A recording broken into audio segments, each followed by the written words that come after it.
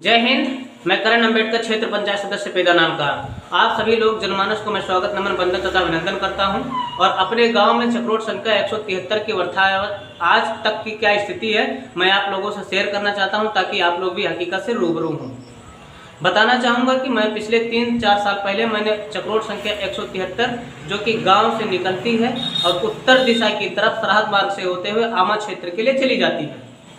पिछले 25 से 30 सालों में उस पर कोई भी मिट्टी पटाई कार्य या पंचायत स्तर से या राज्य स्तर से कोई भी कार्य उस पर आज तक नहीं हो पाया, जिससे उसकी सड़क की यथावत स्थिति बिल्कुल दयनीय हो चुकी है। ऐसा लग रहा है कि जैसे चक्रोट संख्या 173 चीख करके ये कह रही है कि ऐसी कौन सी योजना है जो हम तक अभी तक नहीं पहुंची। बताना चाहूँगा कि जब इस पर मैंने मिट्टी पटाई के लिए पैमाइश की आवश्यकता थी, मैंने तहसील प्रशासन से इसकी पैमाइश के लिए निवेदन किए। 3-4 बार निवेदन करने के बावजूद भी जब इस पर कोई प्रभाव तहसील प्रशासन से नहीं पड़ा, तो मुझे मजबूरन जिला प्रशासन के लिए निवेदन करना पड़ा। जिला प्रशासन ने भी 2 से 3 बार जब हम उन्हें अवगत कराए और उस पर देखा कि कोई प्रभाव नहीं पड़ा, तब मुझे मजबूरन डिस्ट्रिक्ट मजिस्ट्रेट महोदय जी को आमरण अनशन की चुनौती देनी पड़ी कि यदि समय अनुसार कार्य नहीं करेंगे तो हम इस पर आमरण अनशन करेंगे।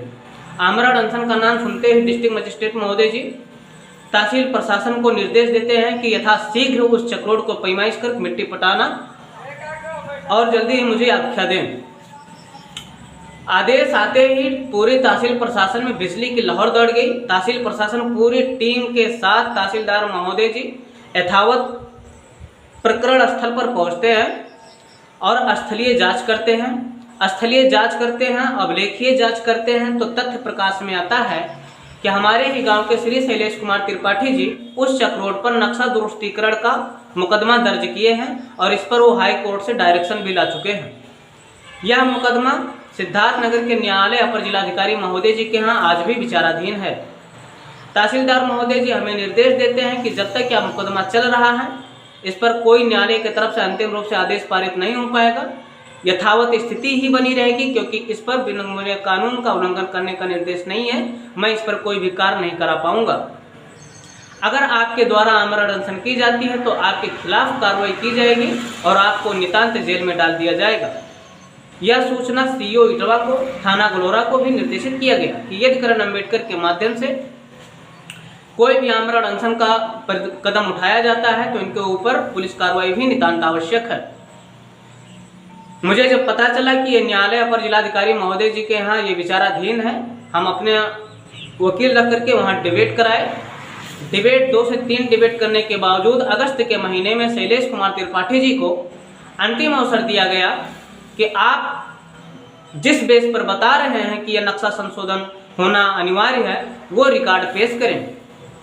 शैलेश कुमार त्रिपाठी जी का कहना है कि वो रिकॉर्ड मुझे राजस्व परिषद विभाग से लाना है, मुझे समय दिया जाए।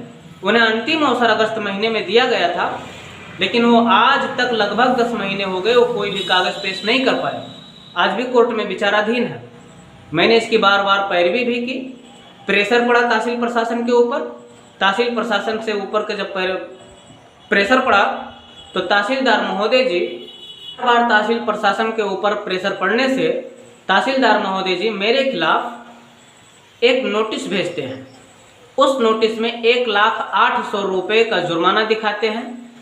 इस बेस पर क्योंकि मेरा मकान खलिहान में या खलिहान के सामने बना हुआ है, तो खलिहान को हम सहन के रूप में यूज कर रहे हैं और खलिहान में लगभग 25-30 सालों से, चूँकि हमारे दादा परदादा वहाँ रहा करते थे, तो खलिहान में एक नल लगा हुआ है। इस नल को और सहन के रूप में आना जाना प्रयोग करना अवैध कब्जा दिखा करके 1,08,000 रुपये का जुर्माना वो हमारे घर पर नोटिस भेज दिए। पता चला कि खलिहान खाली करवाने का एप्लीकेशन हमारे गांव के ग्राम प्रधान श्री सीताराम प्रधान जी या प्रतिनिधि श्री आकाश पांडे जी के माध्यम से ये एप्लीकेशन दी गई थी। तहसीलदार महोदय जी ने मुझे अवगत कराया, लेखपाल साहब भी मुझे इसी बात को अवगत कराया और रिपोर्ट भी दिखाया, एप्लीकेशन भी दिखाया। मैं इस बात को अपने प्रधान जी श्री सीताराम मौर्य के प्रतिनिधि श्री आकाश पांडे जी से शेयर की, तो उन्होंने मुझे ये बताया कि मैंने कोई एप्लीकेशन नहीं दिया, जबकि ये झूठ बोल रहे हैं।